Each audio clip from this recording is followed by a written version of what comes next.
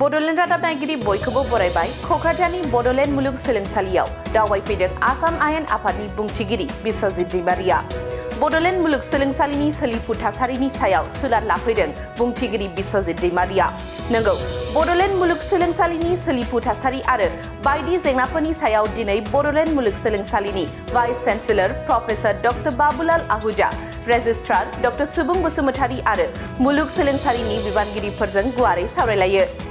मख'नो गोनांदि आसाम आयेन आफादनि बुंथिगिरि बिस्वजित दैमारिया बड'लेण्ड मुलुग सोलोंसालिनि सिङाव थांलाय फैलाय खालामग्रा गल्फ कार बायनो थाखाय 7,70,000 रां अनसुंथाइनि चेक बिलाइबो गथायो बेजों लोगोसेनो गावनि एमपि मावबिबान समाव बड'लेण्ड मुलुग सोलोंसालियाव 50 लाख रांजों लुफुंनानै होनाय गर्ल्स हस्टेलखौबो नायगिदिंदों लोगोसेनो आथिखालनि हस्टेलनि थासारि आरो जेंनाफोरनि सायाव हस्टेलनि फरायसुलिफोरजों सावरायलायो बे समाव आसाम आयेन आफादनि बुंथिगिरि बिस्वजित दैमारिया खौरांगिरिफोरनि सिगाङाव मा बुंथिदों आबुङै खोनासंनानै लानि फै बे बिथांमोना मोनसे गोल्ड कार बेटारिजों सालायनाय गाड़ी इउनिभार्सिटी केम्पासआ गिदिरखाय आगोलाव माने बुंबाय थादोंमोन बे समाव बाथ्रा होनाय जादोंमोन आरो बे हिसाबै बे गोल्ड कारखौ अलरेडि लानाय जादोंमोन नाथाय बिनि माबाखौ मा होनो रांखौ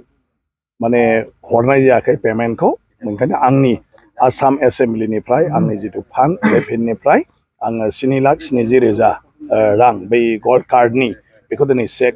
होफैदों जेन'बा इउनिभार्सिटी जे बिथांमोनाबो जेबो गैया बे हिसाबै गतिके बे जिहेतु आंनि मोनसे कमिटमेन्टमोन मोनसेया जाहैबाय आं जेब्ला एमपिमोन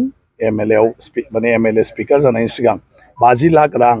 आं बेवहाय गार्ल्स हस्टेल लुनो थाखाय हरदोंमोन आरो बे हस्टेला कमप्लिट जानायाव बायदिसिना जाहोनाव आं लेंहरबाबो आगोलाव फैनो हायाखै दिनै जिहेतु आङो इउनिभार्सिटियाव फैदों ओंखायनो हस्टेलखौ एसे नायनो केम्पासखौ परिबेसखौ नायनो होननानै आं दिनै फैदों बेवहाय हस्टेलावबो बेरायफैदों आरो गोबां फरायसुलिफोरखौ लोगो मोनदों मोजां मोनदों बिसोरजों इन्टारेक्शन खालामनानै खुब बिसोरहा मोजां एम्बिशन दं औ जोंनि मानाव गेदेर बिसि आरो रेजिस्ट्रार आरो गुबुन गुबुन स्टाफजों बेवहाय रायलायनाय जादों जे जोंहा माखासे प्रप'जाल दं इउनिभार्सिटिनिफ्राय मोनसेया जाहैबाय 17टा गोदान डिपार्टमेन्ट बेवहाय माने खुलिनो नागिरदों अलरेडि आरम्भ खालामदों दा बिनि थाखाय माखासे प्रफेसार एसिस्टेन्ट प्रफेसारनि पस्ट नांगौ आरो गुबुन गुबुन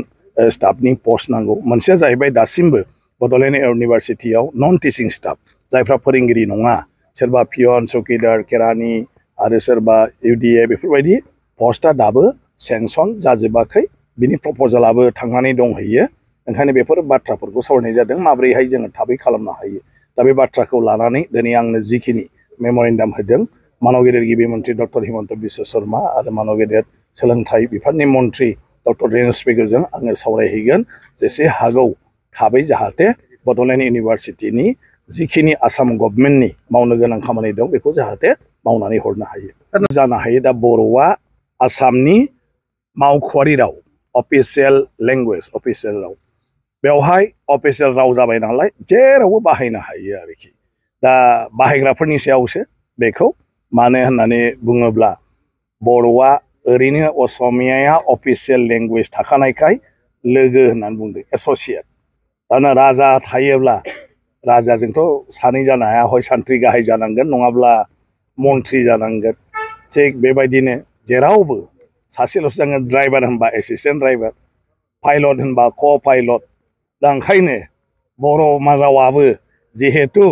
असमिया दंग्रोखायो नालाय एस'सियेट खिन्थु असमिया आरो बर'नि जिथु मर्यादा बियो समान मोननैबो अफिसियेल राव ओंखायनो बे हिसाबै आङो आसाम आयेन आफादनि बुंथिगिरि जानाय लोगो लोगो बे माथो खामानि मावनो फालाय बेखौनो आरो बर' रावा अफिसियेल जाबाय थ' जों जुदि बाहाया जेरावबो बिनि अफिसियेल जानाय जायैखौ सोर मोनथिनो ओंखायनो आं आसाम आयेन आफादाव गासिबावबो आं बर' रावखौ समान समानै बाहायफादों बिनि प्रसिडिं इभेन दा आसाम आयेन आफादाव बर' एमएलएफ्रा बर'जों बुंनो हायो बेखौ असमियाजों माने ट्रेन्सलेट खालामबाय थानो हानाय जोंहा इन्टारप्रेटर दङ आरो बाखि ट्रेन्सलेसन जायो आङो बड'लेण्ड मा होनो क'क्राझार गभर्नमेन्ट इउनिभार्सिटि बिलखौ बर' रावजोंनो पास खालामदों माने बेवहाय आरो बिधान सभायाव दा बेफोरखौ जिहेतु बियो जोंनि मोनसे आयेननि गेजेरजों मोननाय आसाम गभर्नमेन्टआ आसाम आयेन आफादाव पास खालामनानै गेजेट नटिफिकेसन होबाय नालाय दा बेखौ जों बयबो मावनो हासै माथ्र बेल' बुजियैफोरखौबो बर'जों जबरदस्त लिरबा जोंहा लकसान जागोन ओंखायनो आङो माबा मोनसे नांगौ माने बुजियै बबा माने फरवार्ड खालामनांगौ बुस्थुखौ इंलिसजों लिरनांगौ आरोखि खिन्थु जोंहा गावनि गेजेरावल'ब्ला बेफोरखौ बर'जों लिरनांगौ गतिके बायहेरायाव थाङोबाथ' बुजिनाय नङा मा लिरदों आरो ओंखायनो आं उपाय गैया मानसिफोरखौ बुजायनो हाया आंनाव एसेम्ब्लियाव बर'निल' लिरना होयो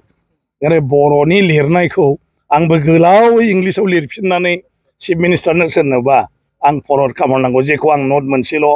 माने फरवार्डेड फर इयर नेसेसारि एक्सन होननांगौ काइन्ड कनसेप्ट मानो जोबोमोन उपायथ' गैया दा बर'सो दानिया आंबो आंनि नटआव बिथाङा ओरै ओरै बुंदों ओरै जानानै दंनो उमुकनो बिथांनि लाइजाम मथे बेखौ ओरै खालामनो हायोबा मोजां ओंखायनो अन्नानै नोंथाङा बेखौ मावनानै हो होननानै आङो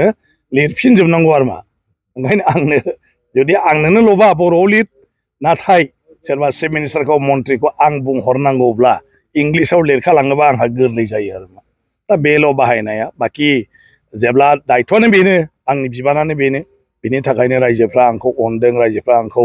सापर्ट खालामदों रायजोफ्रा आंखौ MLA फाथायहरदों बिनि थाखायनो आं दिनै स्पिकार जादों आरो बेयाव थाब्लासो नों खामानिखौ मावनो हायो जेब्ला आं रिटायार्ड जाबाय आंना भुल जाबायलै होनबाय थाबाथ' लाब गैया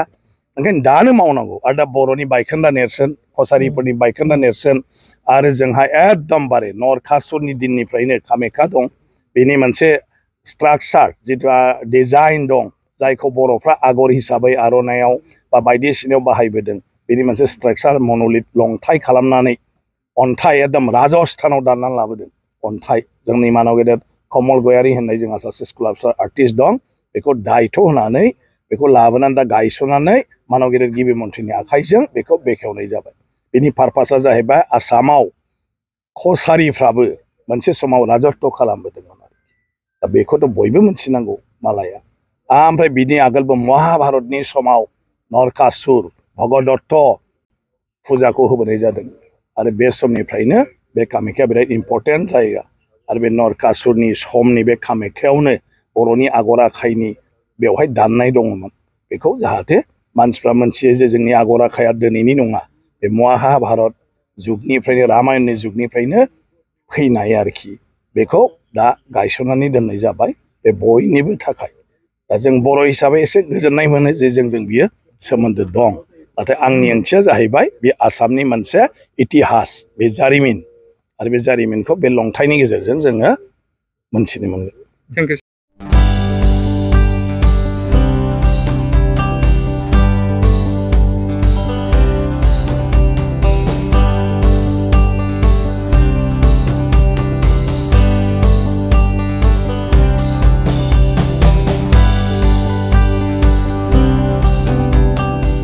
दिनैनिफ्राय जागायनानै 24 नभेम्बरसिम क'क्राझाराव जागायबाय थामथि मैहुर हादर गेजेरारि थियेटार फेस्टिभेलआ